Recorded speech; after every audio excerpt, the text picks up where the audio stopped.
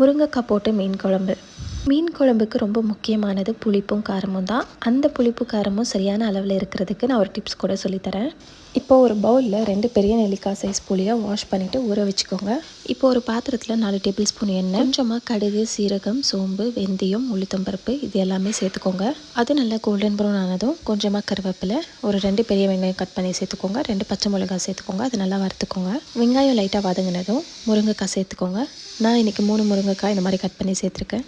ஒரு 2 நிமிஷம் அது நல்லா வறுத்துக்கோங்க. இப்போது இந்த மசாலா எல்லாம் சேர்த்துக்கலாம். மசாலா என்னென்னன்றது நான் இந்த வீடியோவிலே கொடுத்துருக்கேன். இப்போது இந்த மசாலா கருகாமல் இருக்கிறதுக்காக ஒரு 1/2 கிளாஸ் தண்ணி ஊற்றிட்டு இதை நல்லா மிக்ஸ் பண்ணி விட்டுக்கோங்க. இப்போது ஒரு 10 பல் பூண்டு இந்த மாதிரி சின்ன சின்னதாக கட் பண்ணி சேர்த்துக்கோங்க.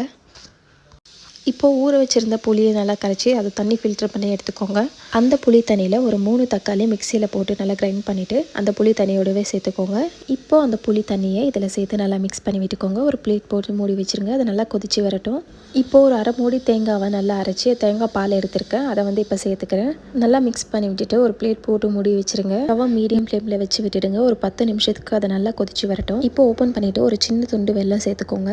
இந்த வெல்லம் சேர்க்கறதுனால இந்த புளிப்பு காரம் எல்லாமே நல்லா பேலன்ஸ்டாக இருக்கும். நம்ம வெல்லம் சேர்க்கும் போதே கூடவே மீனும் சேர்த்துக்கோங்க. நல்லா மிக்ஸ் பண்ணி விட்டு மூடி வச்சு ஒரு 2 நிமிஷத்துக்கு குக் பண்ணுங்கள்.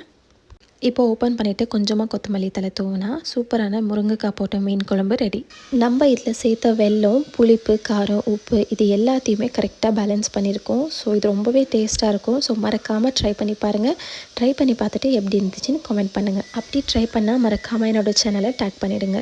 இன்னும் சப்ஸ்கிரைப் பண்ணாமல் இருந்தால் சப்ஸ்கிரைப் பண்ணிக்கோங்க.